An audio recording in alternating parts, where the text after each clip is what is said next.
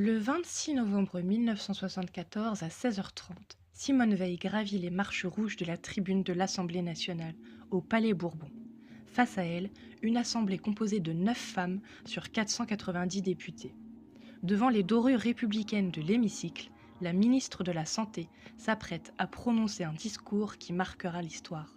Elle vient défendre un projet de loi dépénalisant l'interruption volontaire de grossesse, l'IVG, brisant ainsi un tabou millénaire et défiant ouvertement les positions de l'Église catholique. En 1974, la France vit un moment de tension entre deux conceptions du rapport entre morale religieuse et loi civile. Depuis la loi de 1920, l'avortement est un crime passible de prison, une législation directement héritée d'une conception chrétienne de la vie. L'Église catholique, qui a perdu son statut de religion d'État avec la loi de séparation de 1905, conserve néanmoins une influence morale considérable sur la société française. La veille même du discours de Simone Veil, le 25 novembre 1974, la Congrégation pour la doctrine de la foi du Vatican publie une déclaration solennelle sur l'avortement provoqué, affirmant qu'il existe une grave obligation pour les consciences chrétiennes de s'opposer à l'avortement. Le document romain invoque la loi naturelle inscrite par le Créateur, excluant tout pluralisme éthique sur cette question. Le message est sans ambiguïté, l'Église entend peser sur le débat législatif français. Le discours de Simone Veil s'inscrit dans une séquence de contestation populaire qui a profondément bouleversé le paysage français. Le 5 avril 1971, 343 femmes, dont des personnalités comme Simone de Beauvoir, Catherine Deneuve ou Marguerite Duras, signent dans le Nouvel Observateur un manifeste déclarant publiquement avoir avorté. Cet acte de désobéissance civile assumée défie directement la loi de 1920, mais aussi l'autorité morale de l'Église qui condamne l'avortement comme un péché mortel. En octobre 1972, le procès de Bobigny transforme un drame personnel en procès politique de la loi elle-même. Marie-Claire Chevalier, 17 ans, violée, est jugée pour avortement clandestin. Son avocate Gisèle Halimi fait comparaître des témoins prestigieux et transforme l'audience en tribune pour dénoncer l'hypocrisie d'une législation qui n'affecte que les femmes pauvres. La jeune fille est relaxée. Ce procès, largement médiatisé, crée un mouvement d'opinion qui rend intenable le maintien de la loi de 1920. Face à l'Assemblée nationale, Simone Veil prononce une phrase restée célèbre. Aucune femme ne recourt de gaieté de cœur à l'avortement. Sa stratégie rhétorique est remarquable.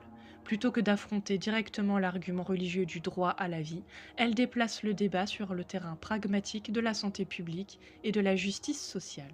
Elle dénonce une situation où 300 000 femmes avortent chaque année dans la clandestinité, risquant leur vie, tandis que les femmes aisées peuvent se rendre en Angleterre ou en Suisse. Simone Veil ne revendique pas l'avortement comme un droit absolu, mais comme une réponse nécessaire à une réalité sociale que l'État ne peut plus ignorer. Cette approche pragmatique, évitant la confrontation idéologique directe avec l'Église, s'avère décisive pour convaincre les députés de droite hésitants.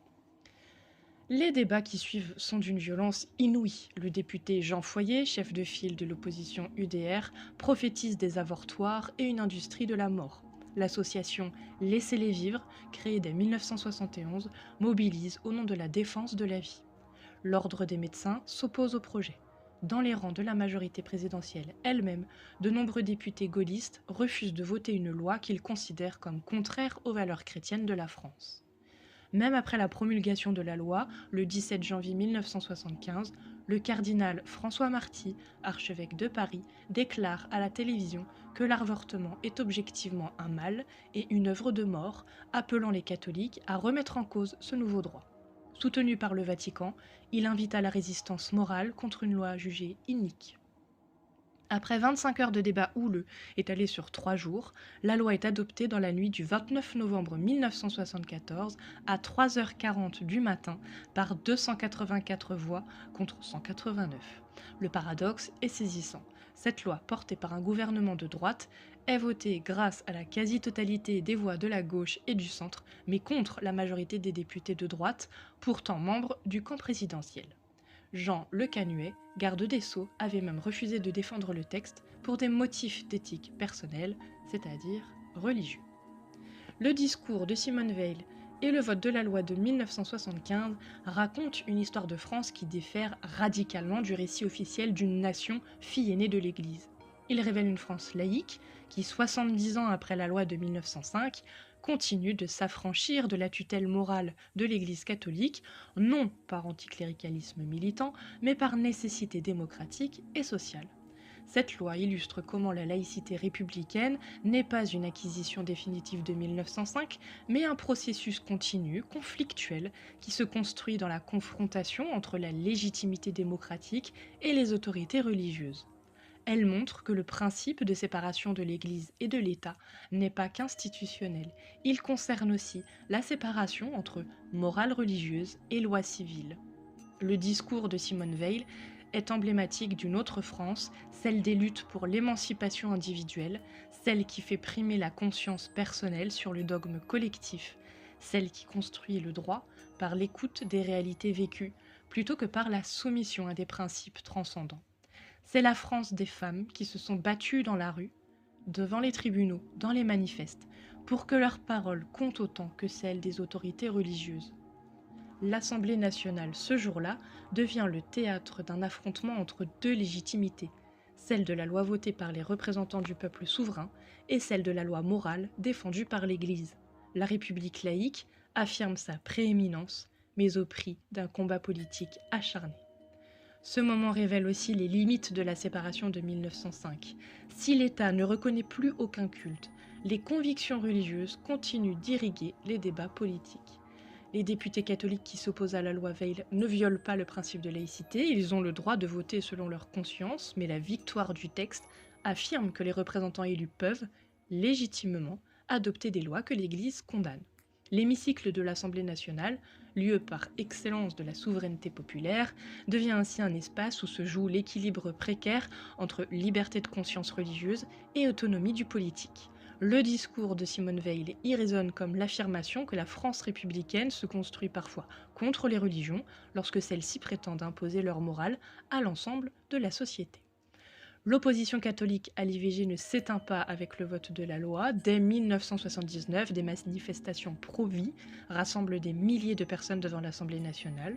Dans les années 1990, des commandos anti-IVG s'enchaînent dans les hôpitaux pour empêcher les avortements et la loi sur le délit d'entrave à l'IVG doit être votée en 1993 pour protéger les femmes et les soignants. 50 ans plus tard, en 2024,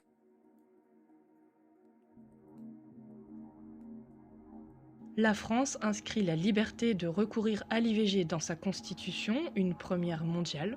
Cette constitutionnalisation apparaît comme l'aboutissement du long processus initié par le discours de Simone Veil, la reconnaissance définitive que ce droit des femmes ne relève pas de la morale religieuse mais des libertés fondamentales garanties par la République. Ce lieu où Simone Veil a prononcé son discours demeure ainsi un symbole de cette autre histoire de France, celle où la laïcité n'est pas seulement une séparation institutionnelle, mais un combat permanent pour que les citoyens, et particulièrement les citoyennes, puissent vivre selon leurs propres choix, libérés de toute tutelle confessionnelle.